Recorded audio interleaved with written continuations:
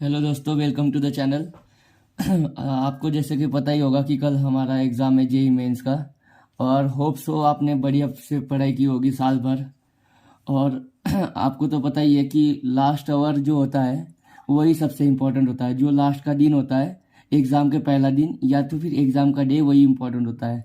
क्योंकि साल भर तुम पढ़ोगे और जो एग्ज़ाम का दिन है उस दिन अगर आपका कोई गड़बड़ हो गया मामला, तो पूरी साल भर की मेहनत खराब हो जाएगी। ये तो सबको पता ही है आपको।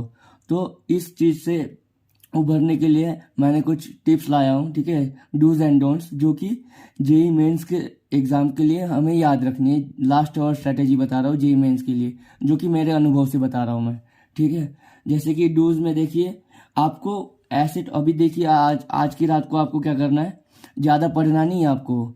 कुछ बच्चे क्या करते हैं, लास्ट मिनट तक पढ़ते रहते हैं, तो ये सबसे गलत चीज़ है, ठीक है। इससे आपका पैनिक होगा, आपका टेंशन बढ़ेगा, प्रेशर बढ़ेगा और एग्ज़ाम खराब हो जाएगा।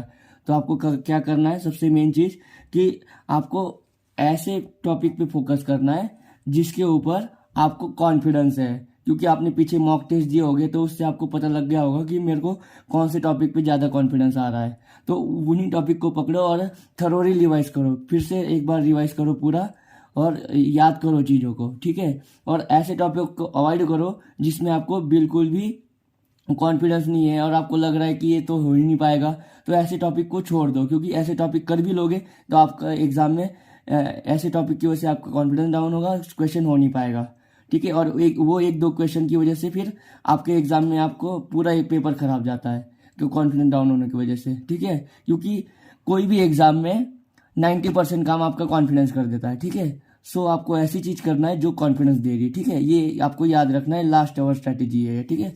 और avoid to revise whole syllabus, ठीक है, ये याद रखना है आपको। डोंट्स में क्या है कि आपको पूरा सिलेबस कभी कवर करने की कोशिश नहीं करना है। पूरा सिलेबस रिवाइज करने की बिल्कुल कोशिश मत करना, ये बेवकूफ़ी है। क्योंकि ऐसा करोगे तो आपका प्रेशर बढ़ेगा, आपको कुछ चीज़ें याद नहीं आ रही होगी, तो आपको ऐसा लगेगा कि यार मैंने साल भर पढ़ाई की, अब तो मेरा कुछ नहीं हो पाएगा। इससे प्रेशर बढ़ेगा और आपका क्या होगा, एग्जाम खराब होगा, ठीक है।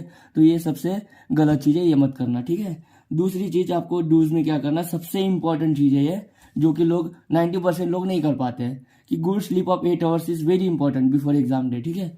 ये तो जरूरी है, क्योंकि आपका माइंड फोकस्ड होना चाहिए, ठीक है, और काम होना चाहिए एग्जाम पीरियड में। तो उसके लिए आपको सबसे क्या है, सबसे जरूरी चीज़ क्या है, स्लीप। गुड स्लीप होनी चाहिए। अगर आप अच्छे से अगले दिन सो पाओगे तो ही आपका दिमाग शांत रह पाएगा, नहीं तो आप बेचैन रहोगे एग्जाम डे पे, तो कोई फायदा नहीं, फिर साल भर की मेहनत आपकी बर्बाद है, ठीक है। So good sleep is important and stay calm and focus during the exam. और कोई पैनिक नहीं होना है। अगर कोई क्वेश्चन नहीं आ रहा है, कोई बात नहीं, अगला क्वेश्चन देख लेंगे, ये समझ के थोड़ा पॉजिटिव रहने की कोशिश करो एग्जाम पीरियड में, जो 3 घंटे के समय में। क्योंकि वही 3 घंटे आपका टर्निंग पॉइंट है, ठीक है। वही 3 घंटे सब कुछ है, आपकी साल भर की मेहनत वही 3 घंटे है। सो पैनिक नहीं होना आपको। कोई क्वेश्चन नहीं आ रहा है, कोई बात नहीं, अगला क्वेश्चन देख लेंगे, ऐसा समझ के आपको जो जो इजी इजी क्वेश्चन है वो अटेम्प्ट करने की कोशिश करना, ठीक है। नेक्स्ट लास्ट पॉइंट डूज में ये है कि attempt questions less but questions which have 100% surety. आपको ऐसे क्वेश्चंस ही अटेम्प्ट करना है जिनके ऊपर आपको पूरा कॉन्फिडेंस कि हाँ भाई मेरा ये आंसर सही है, ठीक है। सभी क्वेश्चंस अटेम्प्ट करने की कोई जरूरत नहीं है, ठीक है। क्योंकि सभी क्वेश्चन अटेम्प्ट करने जाओगे निगेटिव में जाओगे, फिर आपके नंबर्स कम आएंगे, ठीक है। सो ये कोशिश मत करना। अब डोंट्स में देखिए कि avoid giving mock test on last day. कुछ बच्चे क्या करते हैं कि लास्ट डे पे भी एनालाइज करते हैं अपने आप को, कि देख लेते हैं कि कितने नंबर आते हैं, फिर उसके हिसाब से जज करेंगे कि वो कल मेरे भी इतने ही आने हैं, ठीक है। इसकी वजह से क्या होगा कि अगर मान लो कि इन केस आपने जो मॉक टेस्ट दिया आज नाइट में, वो अगर हार्ड होगा और आपके अच्छे नंबर नहीं आएंगे, ठीक है, तो और आपको उसमें से मोस्ट ऑफ क्वेश्चन नहीं आ रहे, तो आपका क्या होगा, कॉन्फिडेंस डाउन होगा, फिर प्रेशराइज हो जाओगे, फिर कल का पेपर तो आपको आसान भी आएगा फिर भी आपके लिए टफ हो जाएगा। सो डोंट डू दिस, ठीक है। ये याद रखना है कि कोई मॉक टेस्ट नहीं देना है आपको। रिलैक्स रहो। आपको जो चीज़ें अच्छी लगती है, जैसे किसी को म्यूजिक पसंद है, किसी को रीडिंग पसंद है, कोई और चीज़ की, ठीक है, कोई किसी को खेलना पसंद है, वो सब चीज़ें करो except mock test and study, ठीक है। स्टडी नहीं करना है फिलहाल, ठीक है, सिर्फ रिविजन करना है, फास्ट रिवीजन, ठीक है, जिसके ऊपर कॉन्फिडेंस है उन्हीं टॉपिक का। और मॉक टेस्ट तो बिल्कुल नहीं देना, ठीक है। नेक्स्ट चीज, avoid negative discussion on exam. मतलब कुछ बच्चे होते हैं ना कि डिस्कशन करेंगे, भाई ये तो आ ही नहीं रहा है, ये तो बहुत हार्ड है। कुछ बच्चे कॉन्फिडेंस डाउन करने की कोशिश करते हैं, और कुछ ऐसे रिलेटिव्स भी होते हैं जो कि बोलेंगे कि इतने पढ़ाई कर रहा है, इसका कुछ हो पाएगा नहीं हो पाएगा। तो इन चीज़ों से आप थोड़ा सा दूर रहिए, ठीक है। निगेटिव डिस्कशन से दूर रहिए। जो लोग आपसे निगेटिव बात कर रहे हैं एग्जाम के रिलेटेड, उनसे दूर रहिए और उस डिस्कशन से बाहर आ जाइए, ठीक है। और ये कोशिश करिए, क्योंकि ये बहुत ज़रूरी है। ये चीज़ें आपको डिप्रेशन में डालेगी, निगेटिव डिस्कशन, ठीक है। So stay positive. पॉजिटिव रहना बहुत ज़रूरी है एग्ज़ाम के अगले दिन और एग्ज़ाम डे पे, ठीक है। लास्ट चीज़ डोंट्स में ये करना है कि avoid needless stress on exam day, ठीक है।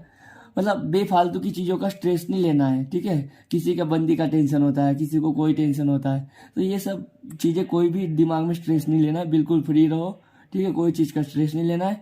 बस भगवान का नाम लो, पेपर दो, बस यही। और एग्ज़ाम से रिलेटेड ही आपको चीज़ें याद रहनी चाहिए, ये याद रखना, ठीक है। कोई और चीज़ें की मतलब स्ट्रेस लेने की कोई ज़रूरत नहीं है। और अवॉइड नेगेटिव मार्किंग, ठीक है। ये सबसे मेन फैक्टर है। कुछ बच्चे ना बहुत ज़्यादा अटेम्प्ट करके आते हैं, फिर नेगेटिव मार्किंग में उनका क्या हो जाता है कि स्कोर घट जाता है। तो ये सबसे गलत चीज़ है, क्योंकि मैंने भी अपने टाइम पे यही किया था। तो उसकी वजह से क्या होता है ना कि नेगेटिव मार्किंग की वजह से बहुत सारा आपका स्कोर इम्पैक्ट कर जाता है, ठीक है। सो नेगेटिव मार्किंग को अवॉइड करो। जितना आता है कॉन्फिडेंस वाले जो क्वेश्चन है वही अटेम्प्ट करो। चाहे आप चाहे आप भले ही 20 क्वेश्चन करो, 10 क्वेश्चन करो, लेकिन जिनके ऊपर कॉन्फिडेंस है ऐसे ही करो, आपका स्कोर अच्छा आएगा। और आखिर में मैं यही करना चाहूँगा कि अभी लास्ट नाइट पे आपको क्या करना है। जैसे कि एग्ज़ाम डे पे कुछ बच्चों को ना कैलकुलेशन में दिक्कत हो जाती है। बच्चों को सब कुछ आ रहा होता है, न्यूमेरिकल वगैरह सब कुछ अच्छे से प्रैक्टिस की होती है, लेकिन दिक्कत क्या हो जाती है कि उनको न्यूमेरिकल में सॉल्विंग में ना थोड़ा सा, और उस टाइम में तो स्ट्रेस होता है एग्जाम पीरियड में, तो वो ढंग से कर नहीं पाते। तो अभी क्या करना है आपको, थोड़ा सा न्यूमेरिकल की प्रैक्टिस करो। मतलब कैसे कैलकुलेशंस की जाती है, प्लस माइनस, ये सब चीज़ें ना ध्यान से कर लो इस बार।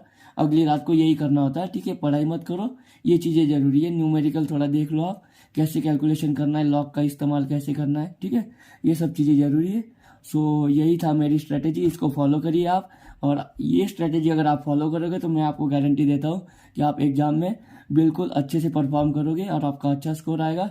Finally all the best guys, बहुत अच्छा करोगे आप, मेरे को विश्वास है। Thank you. हाँ तो दोस्तों देखिए, अभी मैंने आपको पिछली वीडियो में स्ट्रेटेजी बताई, do's and don'ts JEE mains last day की। और मैं आपको अभी एनसीईआरटी सीरीज चलाने वाला हूँ आपके लिए, सिर्फ आपके लिए। आईआईटीएन थिंकिंग चैनल पे आप वहाँ से मुझे रेफ़र कर सकते हो। बहुत ही अच्छा कंटेंट मिलेगा आपको, ठीक है। एनसीईआरटी सीरीज चलेगी, उसको फॉलो करिए। और इसी एग्ज़ाम के रिलेटेड ट्रिप्स के लिए चैनल को फॉलो करिए, आईआईटीएन थिंकिंग।